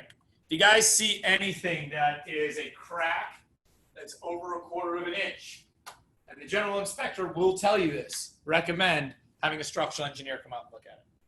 If you see cracks going through bricks or through cinder blocks, not going through the mortar, that's fine. That's what the mortar is actually designed to do there. You guys all have a driveway at your house? You got these pads that kind of look like a big square, right? Why isn't it just, when I grew up, it was just asphalt, right? So why do they have them like giant squares? Nope. So that it can crack in that groove. Bingo. Who's that, Susie? Yeah. That's exactly what it's designed for. So it's a weaker point of the concrete, because the one thing that concrete is always guaranteed to do is what? Crack, right? So we want it to crack in that groove. Good job, Suze. All right. Negotiating repairs with sellers. Inspection may reveal items or systems in need of repair. It may. Okay, again, systems due to age do not make a difference. All right, negotiating repairs. Again, guys, make your offers based off of what you can see with the naked eye. And then as a result, if there's something that you can't see, like a leach field or something like that, those are things that we need to take into consideration. Is it advisable to make repair requests in sufficient time to allow for repair negotiations? Duh, right? I'm not going to go ahead and submit at 4:30 when due diligence is up at 5:30 that I need all of this stuff fixed now, right?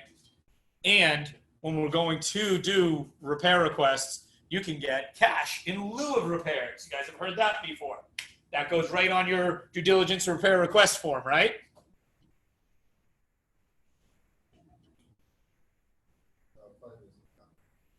It goes on an agreement to amend the contract. It does not go in the due diligence. It's one of the most common mistakes I see agents do is they just type back $5,000 in lieu of repairs. Nope, it's a different form that you've got to use altogether. And how do you want that $5,000? Do you want it off the purchase price? Do you want it in closing costs? Well, I want the repair work to be done, so it's actually going to be held in escrow by the attorney.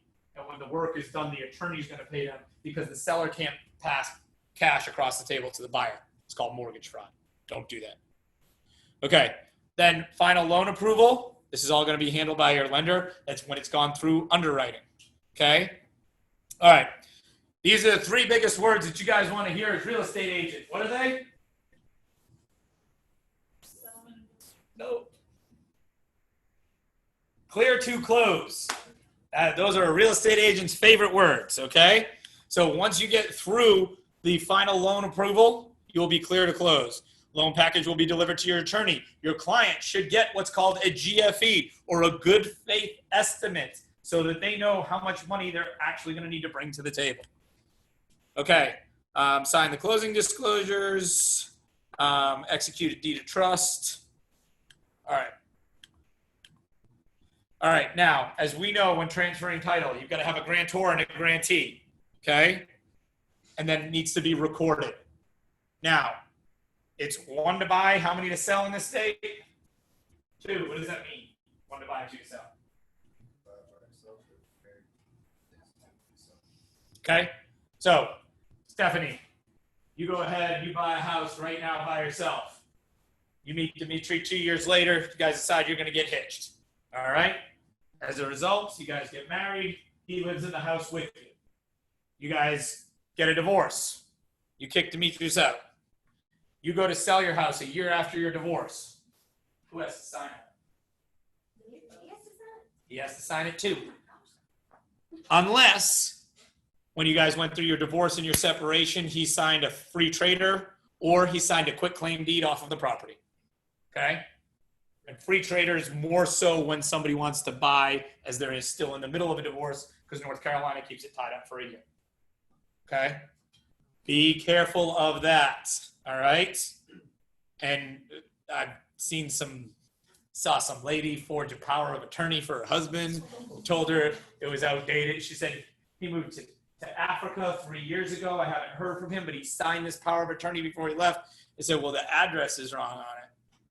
Oh, I was able to get in touch with him. He signed a new power of attorney. I was like, I want nothing to do with this, right? Wipe my hands of it. I can't make this stuff up, guys. I'm sure he was dead in the freezer somewhere. All right. Needs to be recorded before you guys are going to get your keys to your new home.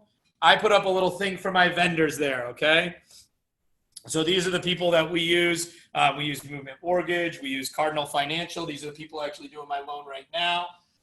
This is my financial advisor. Measure America measures houses for us. This is the attorney that I've used. This is another lender that I've used in the past. This is my photographer. I put all my guys on all my stuff because they pay me money to, plain and simple.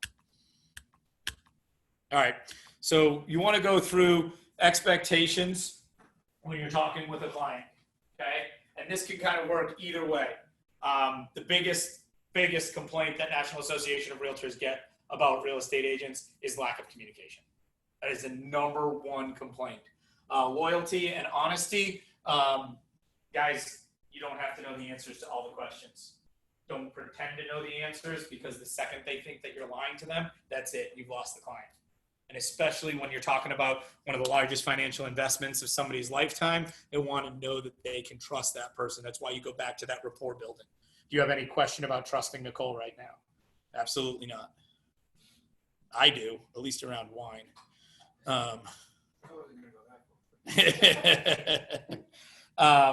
Electronic signatures, we want to talk about that. You're going to have some good old boys down here in the South that they just don't do that electronic name signature thing, all right? And they're going to sign by hand. It is what it is. It's your choice if you want to work with those people. And I'm not saying those people as in, don't take this conversation the wrong way. I'm just saying you've got to make sure that you're working with the people that you are comfortable working with and that you have a good rapport. All right. Your expectations. What are your expectations of me? This is where I'm going to open it up for questions, because I'm going to help Demetrius. I really want him to tell me what he's expecting out of this. What will make this a 10 for you? What will make it a 10 plus?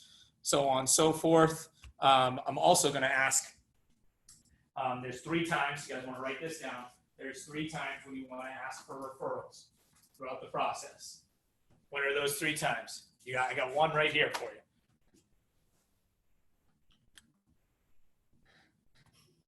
3 times in the transaction that you're going to ask for referrals.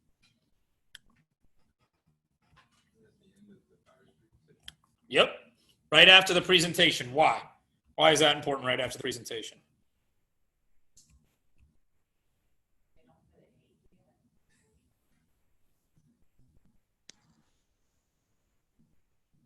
Well, you may have just with your presentation, so then that would be a good time.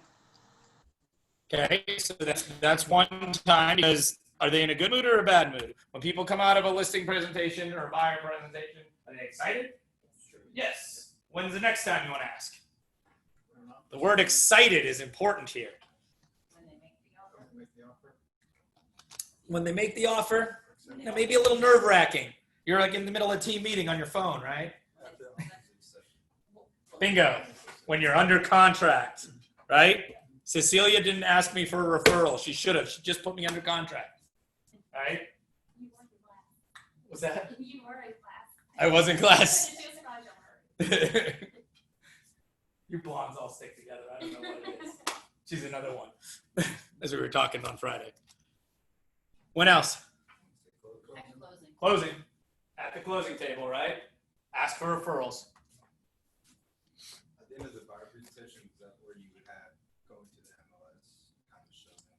Yep. At this point, well, so guys, I'm walking through this very slowly. Okay, that should take about 20 minutes to go. Okay, and then I'm going to go through this right now, which is the paperwork. All right. So I have a little intro. Okay, we need to update that picture because our team's not that big anymore. These guys are all gone. Actually, that's the team and add one. Okay, so we're going to give a little bit of who we are as Kennedy Homes of the Carolinas. This was made so kind of like that resume info on me, yet for the whole team. Now, this is a buyer questionnaire. Again, you guys, I'll email all this stuff to you, but I want you to read this. Full legal names. Okay? What's my name? Say my name. Say my name. PJ. You think that's the birth name that my parents gave me? Wouldn't you really like to know before you get to the closing table and it takes you an extra 45 minutes to do all the paperwork? So what is one of the things that we ask our clients for right up front? Driver's license. Why do we ask for their driver's license? Because I'm kind of creepy, first of all, and you want to make sure that you know who I am, right? Well, it says Paul Kennedy Jr. on there.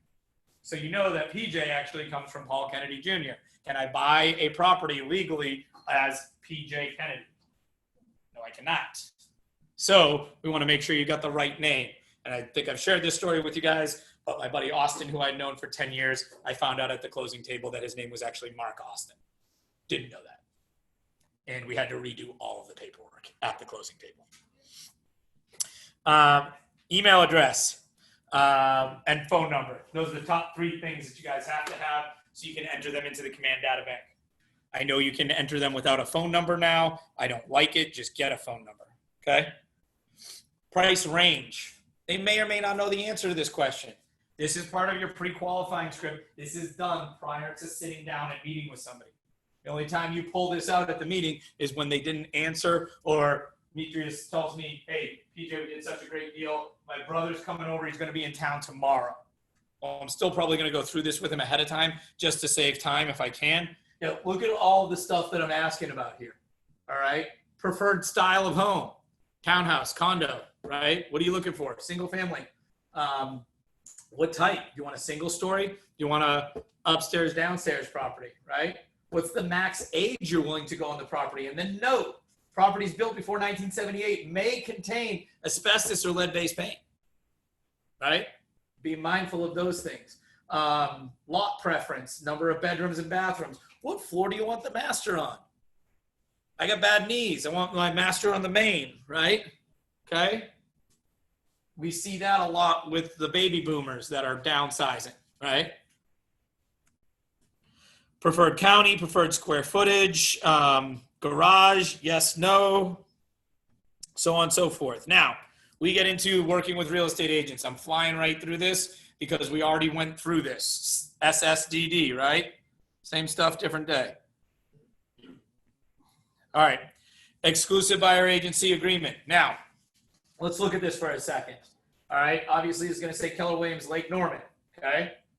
Now, it's residential real estate between the buyer dated today, my buyer, Stephanie Jordan, and Keller Williams Lake Norman. Doesn't say PJ Kennedy. I am merely the rep. God forbid something were to happen to me, Peter could pick up the deal and carry Stephanie through the rest of the transaction. It is with the firm, okay? Residential property. Now, we put Mecklenburg County and surrounding areas. I would recommend you guys do the same thing. The reason I do that is because what happens if they want to look on the north side of the lake? That's Ardale County, right? Yet it's surrounding areas, so I'm covered, okay? If you know that they're specifically looking in Ardale, put Ardale in surrounding areas, okay? Know a little bit about what your clients want, yet that way you don't have to rewrite this. Terms of the agreement shall begin on when? Today, right? And gonna run through 6 months, okay? That's my rule of thumb for that, 6 months. Can you guys charge a retainer fee? Absolutely, time is money. I'm pretty. I need $500 for you to start this transaction with me. Okay? Is it refundable? It can be. Everything's negotiable. You give me $500 to go ahead and start the process right now, and you will get that $500 credited back to you at the closing table. You can do that. Or you can just keep it because you're that awesome. I don't care. You guys are running your own businesses. You better understand and explain and have justifiable reason as to why you're doing that, though. There's so many real estate agents in the game right now. Half of them aren't even charging, or actually more than half of them aren't even charging a retainer fee. Not that it's right, wrong, or indifferent. Yet if I get somebody coming in that I feel is going to be dragging me around, I get that vibe, I'm charging a retainer fee because I want them to show up and know that they're serious. 3% of purchase price, that's what we get paid. If you guys actually put this next to your bed like I told you and read this, and Nola's a listing agent, she's offering me 2.5% of commission. What do I do? As a buyer's agent, I'm only getting 2.5%. What do I do?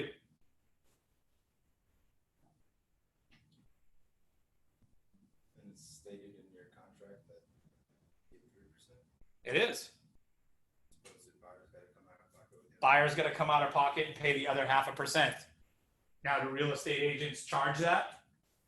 The good ones do. A lot of them are afraid to have the conversation, in all honesty. Before I even went there with my buyer, I'm going to send a form over to Enola that's called confirmation of compensation.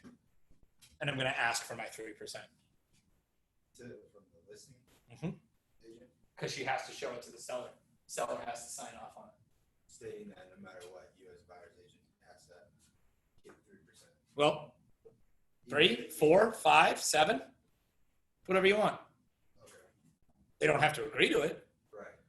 Yet there are some firms out there, and there's some teams out there that list at 7, 8, 9, and 10% real estate commission, and they only pay 2.5 to the other side. There's one team in particular that is notorious for doing this. So every time we put an offer in on one of their properties, we put over a confirmation of compensation for 4% from them. Why?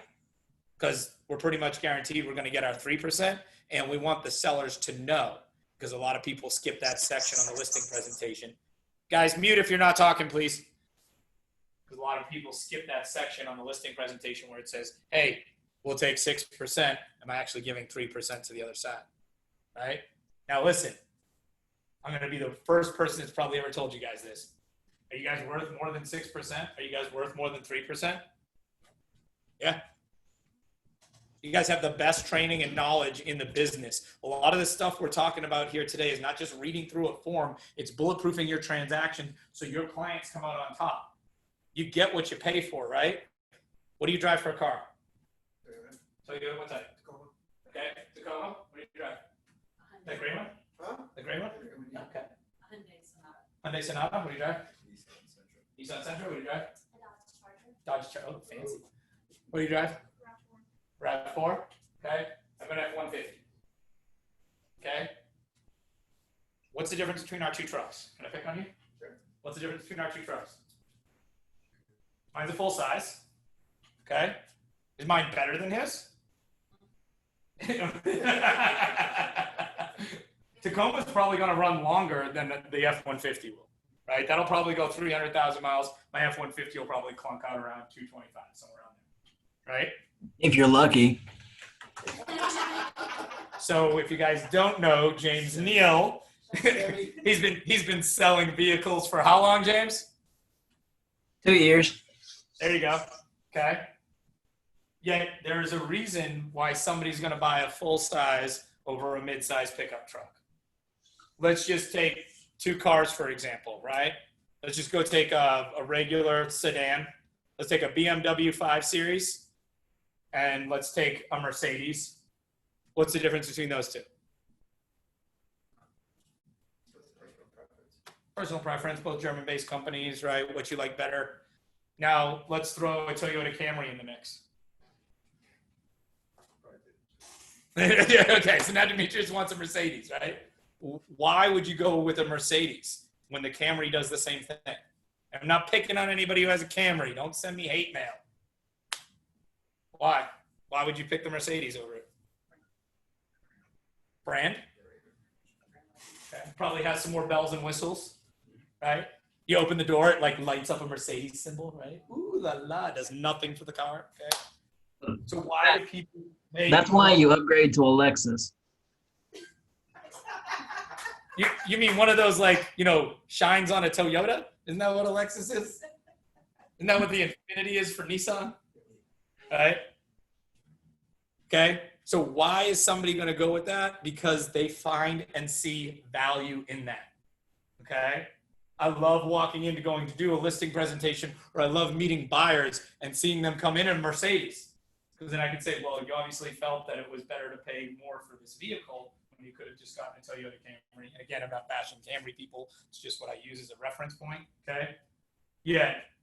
Why aren't you guys worth more as real estate agents? Are you going to work harder for your clients than the average real estate agent? Yeah, because more than half of them don't even do this as a full-time job. So yes, you already are. You should get paid for it. Okay. All right. Within 90 days, again, this is all your preference, but I put 90 days in here. Meaning, I showed Peter this property. He's like, you know what, PJ, we're going to take a break from showing. We want to get out of that agreement we're in with you. Okay, great, fine, thank you.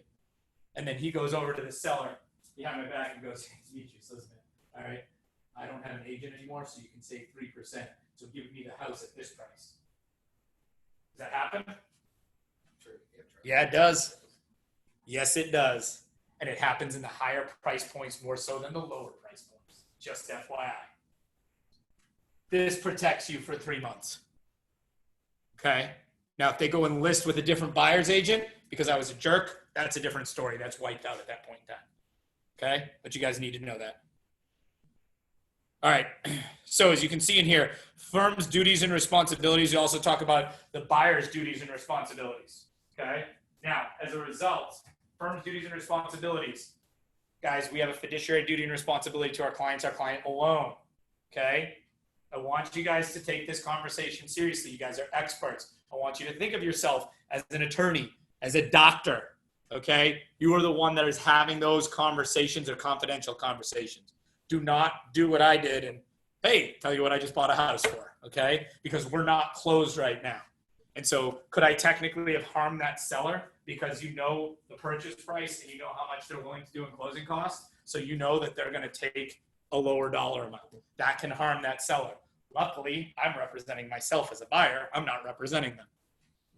Okay. This bold section, okay? Race, color, creed, fresh corn, right? You guys, we all know this, okay? Just read this verbatim. That's it. Just read it verbatim. Buyer's duties and responsibilities. Really what we're talking about here is getting back to us in a timely manner with communication. We're doing electronic signatures. If I give you something to sign, you don't return it to me within 24 hours or sooner, if we're in a multiple offer situation, I can't guarantee it. Okay? That's all you say. That's your script around that. As you'll see, there's 3 forms right here. You're going to send a sample purchase offer to purchase and contract. Question and answers on a home inspection, what it is and what it is not. And Terry Rogers' favorite form, professional services disclosure and election form. If you guys don't know who Terry Rogers is, he does all your compliance. Okay. Professional services disclosure and election form is what you did provide to the clients or did not provide to the clients and they decided to waive it. If they do not want to use your attorney, we'll say McNaught and Clements downstairs, that's your attorney. They decide that I want to go with Nip Law down the street. That's fine. If you recommended Nip Law, you put it down there and they sign off that you recommended it to them. If you recommended McNaught and Clements and they went with Nip Law instead, they waive that. Okay? And this is a form that you will most likely have to adjust as it goes on. Okay. Home warranty. I'm always going to put this as non-applicable right off the bat. Unless somebody is, PJ, I have to have a home warranty. Don't care what house I'm buying. Okay, then we'll put it into play. A lot of times we can negotiate that in a deal. Confidentiality of offers, we just talked about that, right? Okay. Additional provisions. This could literally be 1,000 different things. Okay. Additional provisions addendum could be, I want to be under contract by 10 o'clock tonight. Additional provisions addendum could be actually contingencies are not on the contract anymore because they're included in the offer to purchase. FHA addendum could be an additional provisions addendum. Okay. Any addendum that you can come up with, and I'm sure there's 100 other things that I'm not thinking of. All right, down here on the dual agency authorization, you want them to sign on the top initial on this top and bottom. Do not do the second one, okay? That allows you to act as a dual agent or as a designated agent. This one does not. So the top or the bottom. I'm sorry, top and bottom, okay? Save you time down the road. Dual agency compensation. Again, I want this to say 6% of purchase price, okay? And if it's not, as a result, the buyer is responsible. And it's the same thing on the listing agent. So the listing agent's responsible. The seller's responsible. As a result, it's all negotiable, right? Mediation, okay? This is the stupidest paragraph in this whole thing because it basically says that Stephanie, as my buyer, you're not going to sue me or you're not going to try and go sue the seller or anything. In the great old US of I'm offended, you guys can go ahead and sue anybody for any reason at any moment. Okay? So it's in here, really doesn't hold any weight. You don't need to tell that to a buyer. Okay? Just say. Entire agreement changes and termination. Okay? So get your pens out. We're going to talk about 3 different termination forms that are very important. After I talk about what a change is. What's a change? Entire agreement changes. What are changes? Nope. There's 89 of them in our state. They're called addendums. That would be a change to the contract, and it supersedes the contract. Okay? Clear and day. Clear. Termination. There's 3 different types of termination. inside of due diligence, what termination do we use? Who knows? None of you have had terminated deals, so that's awesome. Great.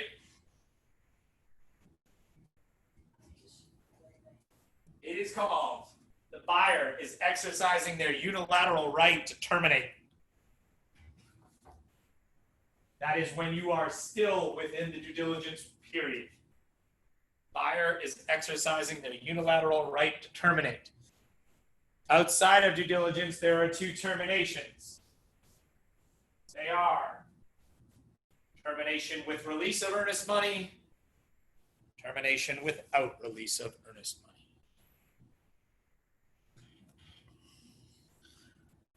Surveillance, photos, video.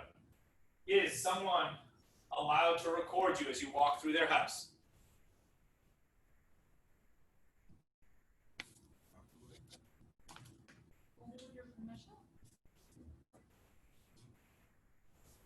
The answer is maybe. As long as there's no audio, they are. Exactly. That's it. Thank you, James. So they are allowed to video record you as you move through the property. However, they are not allowed to audio record you. You guys trust that seller's not audio recording you? Yeah, me neither. Okay? So when you see that, you have conversations out in the driveway, right? Okay? They are allowed to video record you. And that's what you want to tell your buyers. Wire fraud warning. The buyer is responsible for wiring their funds over to the attorney. If they wire them to a Cayman Island account, well, I'm sorry, no attorneys that I work with have Cayman Island accounts. All right? This is where hackers come into play, and they will literally steal the money. And what they do, what we saw on one, was it's Peter at lawpllc.com, and some hacker sees this, gets upon it. He's the attorney who Stephanie's wiring her money to, and then she gets an email from Peter at lawpllc and doesn't notice the extra L in there at the end of the .com that they just made up on some Hotmail account or whatever, and they reach out to Stephanie and say, hey, you're going to need to go ahead and wire to this number, right? Guys, make sure that the client's buyer and the attorney or the paralegal are in conversation around what that looks like. You want no part of that conversation, because when somebody wires 20 grand to the wrong location and it's because you passed over the email from the attorney, you're not doing them any favors. You're doing them an injustice. Okay? And then guess who's on the hook for the 20 grand? Your buyer will sue you, I promise you. When you're dealing with sellers that are going to sell and then buy another property, don't even have the attorney wire them the money. Have the attorney wire the money to the attorney that they're doing their closing with. That way your seller is protected and out of it altogether. And that way if something gets screwed up, it's between the attorneys and we don't care, but you're going to get us our money, right? All right, signature lines. Here we're going to ask for all the information on the buyer. If the buyer's name and mailing address goes on here, it does not go on the offer of purchase and contract, okay? I think I told you guys this story before, but those of you who haven't heard it, I did have a seller, and I made a comment about how the agent, and unfortunately it was a Keller Williams agent, put the buyer's email address on there. And I was like, can you believe this? And he's like, why is it on there? I go, it's not supposed to be. And he was like, because there's a spot for it. There is. And so as we started going through the due diligence repair requests and negotiations, my client, Chuck, who's still a good friend of mine, he's like, really, PJ, this is what they want? I can't even remember what it was. And I was like, yeah, that's what she told me. I said, I'll show you the email. He's like, I believe you. He's like, but really? And I was like, yeah. And he remembered that buyer's email address was on the offer to purchase and contract. What do you think Chuck did? He went and emailed the buyer directly from the seller. Do you see how that could have blown up and diffused the whole situation? Now, luckily, I mean, she wasn't lying. That's what the buyer asked for. And I wasn't lying because it's what she told me. Yet what happens if she was lying, just trying to look like a hero for her client? That, right? Whole deal falls apart at that point.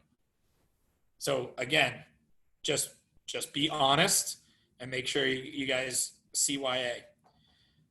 Septic or sewer agent discovery. Okay. This is a new form that we all want to make sure that we're doing on every single deal. Buyer questionnaire is in there again. That's nice. This is the I wish I could flip this. So, sorry, everybody look to the side. So this is our due diligence period, right? Actually, you know what? Let me do this so everybody doesn't get crinks in their neck. Oops.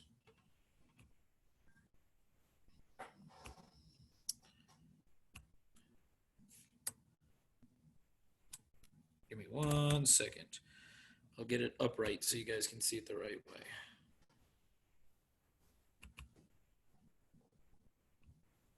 All right. Is that better? Okay, so as you guys can see this is your due diligence period and your earnest money. So what I would do over here is I would put down today's date. 14 to 21 days. I'm going to put another day later. I'm going to write 5 p.m. right on there because this is going to be a reference piece for my buyer to go back and look at later. Then I'm going to put my settlement date all the way over here. And then I'm going to write up in the corner 400,000, whatever we're looking at. Okay? And then I'm going to put right here $4,000, i.e. example of, right? $4,000 is a 1%. Over here, I'm probably going to go a little bit high here. I may put like $800 to $1,000 in earnest money, which will be higher because if we can get it at 700, buyer's going to feel like they won, right? If I put 500 here and they have to go to 600 or 700, they're going to be stressed out about that. So this is expectation setting. Okay, make sense? Okay. All right, the do's and don'ts in the mortgage process. Just real briefly, what I talk about with my guys or my buyers that come in is when you're going through the mortgage process, you have a 30-day window to shop as many lenders as you want. Once you get over 31 days, then it's going to hit your credit twice. So in this process, I called Fairway Independent Mortgage, I called Cardinal Financial, I called Keller Mortgage. I went through the process with all 3 companies. As a result, I'm going with Cardinal because it's the best deal. I'm shopping them. And I told all of them I was shopping them. Why? Because they waived their application fees for me, right? And more importantly, depending upon how much extra cash I have left over, one was a lot cheaper to buy down the interest rate for the next 30 years. So I looked at that. Okay. Do's and don'ts of the mortgage process. There you go. Here's that needs and wants analysis, which you've already talked about. This is that home buying process. You guys already saw this. Remember, I was using you as an example on that one. Okay. Same thing. Let's adhere to the plan. Your high C's, your high S's are going to love this. Okay. Your loan application pre-approval. What date was it scheduled for? And what date did you complete it on? Your task-oriented people are going to love this. Makes them feel part of the process, right? Okay. Questions? Buyer's consult, under contract, after settlement. What questions, PJ, I was wondering.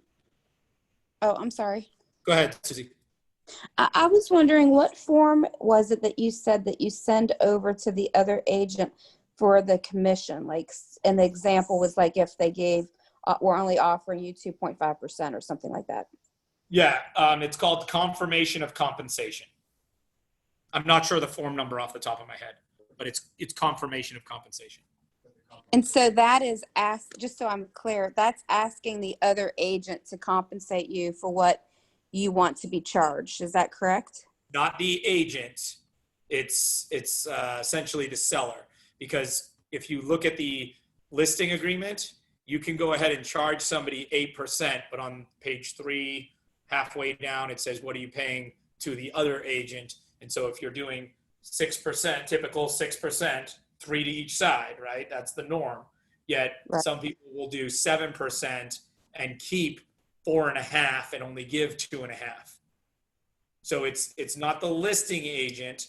It's technically the listing agent's firm because the seller has agreed to pay 7% commission to the listing agent's firm, and the listing agent's firm is going to compensate the buyer's agent firm, not the buyer's agent, with 2.5, 3, whatever it is. So the form that you're sending is to do what purpose? Is to let the listing firm know that you're wanting more compensation than what they're putting in the MLS that they want to give you. Is that correct? I'm paid 3%. That's what I get paid for. And so if they come back and say, sorry, we're going to only pay you 2.5%, I'm going to let them know that I'm valued at 3%. So as a result, my buyers are going to have to compensate me for the other 0.5%, which means the offer that they're going to make on the property is going to be lower by 0.5%. Does that make sense? Yeah. So you don't ask your buyer to make up the difference, or you don't make up your buyer's agreement to match what they put in the listing in the MLS. So say the MLS is offering 2.5% and you haven't signed a buyer agency agreement yet. You don't make your buyer agency agreement to match that. Buyer agency. So let me back you up. Buyer agency agreement gets signed first, always. I'm not going to go show property if that's not signed. And Demetrius asked this question earlier. At 3%, even if the MLS says 2.5%, I'm still getting my 3%. I'm not going to go to my buyer first. I'm going to go because that's my client. I want to get money from somewhere else. I'm going to go to my buyer last if I decide to go ahead and ask my buyer for that. Some people are not comfortable doing that. Okay. Demetrius, question on that? No. So that form is sent before the offer to purchase or with the offer to purchase? I mean, you can go back and forth either way. It's really, I would send it over with my offer to purchase and contract, typically, because right now in this market, it's just, I mean, it's bit highest and not best. They're coming out of the woodwork left and right.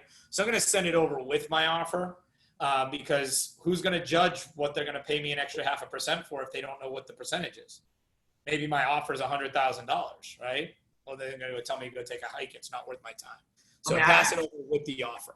I screwed myself doing this because I'm providing Lexus service for Kia prices. But, I mean, that's pretty what I'm doing. But I didn't want to – no matter with Kia, bro. I didn't want to burden the contract or the offer to purchase by trying to compensate myself more because – the buyer's agency is 3%. The guy's only offering 2.5%. Yep. So I sent the offer to purchase, waited until we were under contract, then sent it. And the guy, like you said, he told me to go kick rocks. Yeah, well, that's going to be a case-by-case scenario. So, and then you've got to decide if that's how you want to move forward or not. That's your call. What else? What other questions you guys got? Let's share some ahas. What was powerful today? What'd you learn that you didn't know today? Did you learn anything? Guys just looking at my pretty face.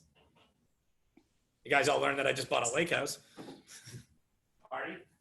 I like the top 10 list. Top 10 list? Can I get a boat and keep it on your docks? Nope. Depends. If it's one of those Lamborghini boats, actually, I don't even think that fits in the lake, does it? I'd really like to drive one of those. What about earnest money not going to the seller, huh? Do you guys know that? A lot of people typically don't know that one. Put these forms next to your bed. Read them every night. I'm telling you guys. You will find stuff out that will give you an advantage over the other agent in a deal. I promise you. Oh, by the way, do you guys know what I'm doing with my commission on my property? Buying points. And guess what you can do when you have a down payment that you're rolling in from a commission? Do you know what the federal government takes for taxes out of that? No taxes, tax-free. I'm getting over $15,000 tax-free. If you guys can ever get tax-free money, get tax-free money, right? It's because you're rolling it into an owner-occupied property. You can do it once a year. And that's a federal thing. So think about it this way. On a $10,000 real estate commission, you're probably paying anywhere on a low end, 32% in taxes, on a high end, 40% in taxes as a 1099 employee.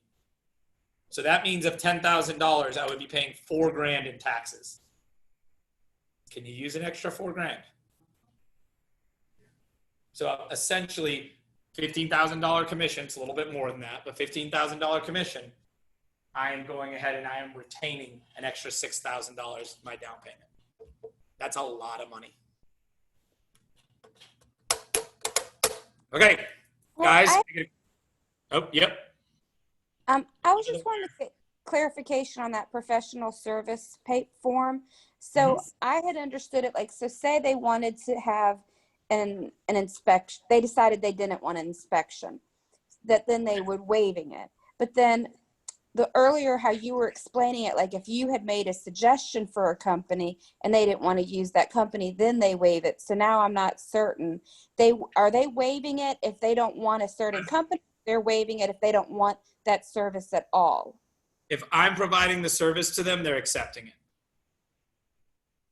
So it's not if they don't want the service at all. I would double check with Terry on this and see how he wants it. Yet the way that I've always done it is if I didn't put them in touch or I didn't provide them with the service, it was waived, because I'm not going to support Susie's inspection company if I don't know who Susie is. Does that make sense? Yeah. Okay. Thanks. And obviously, if they're not using somebody, all of those are waived, because that's going to be a CYA for you later when they come back and say, well, Nola, you didn't tell me I needed to have a radon test. And now I've got radon and three-eyed fish and whatever else in my house, right? Gotcha. Thanks. Cool. All right, guys, let's make it a great afternoon. Enjoy the short week. Hustle hard. I'll see you guys soon. Thanks, PJ. Thanks, Liana. Bye, Suze.